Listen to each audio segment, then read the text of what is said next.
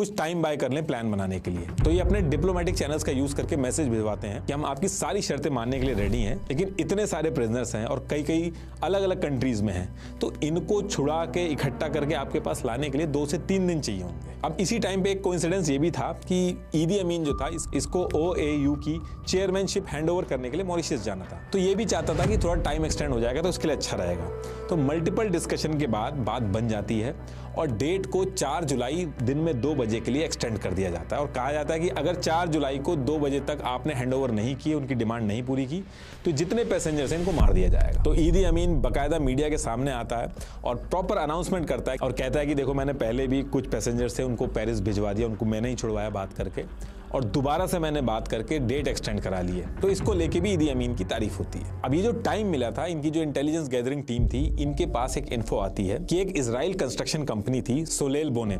इस कंपनी ने ईयर 1960 से 1970 के बीच में ये जो युगांडा एयरपोर्ट का ओल्ड टर्मिनल है, जहां पे सारे हाईजैकर्स हैं, सारे पैसेंजर्स हैं,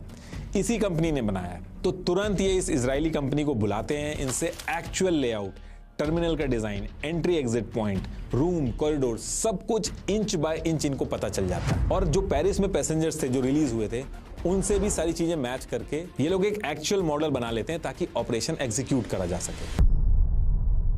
अब इसके बाद सारी डिटेल इकट्ठा करके एक फाइनल प्लान रेडी होता है जिसमें एंट्री एग्जिट सब इनके कंट्रोल में रहती है और ये प्लान सबको पसंद आता है। इनके फाइनल प्लान में ये था कि रैदर देन कुछ कमांडो जाके हाईजैकर्स को मारें, उसकी बजाय युगांडा को बिना बताए, बाकी कंट्रीज को बिना बताए, अंडर द रडार एक बहुत बड़ी इजरायली कमांडो की टीम जाए, 100 से ज्यादा की, ये चुपचाप बिना किसी को बताए युगांडा के एयरपोर्ट पे पहुंचे, पूरे एयरपोर्ट को टेक ओवर करें और इस तरीके से टेक ओवर करें कि अगर युगांडा की आर्मी भी आ जाए, वॉर जैसी सिचुएशन भी हो जाए, तो उससे भी निपट सकें। और जब ये हाईजैकर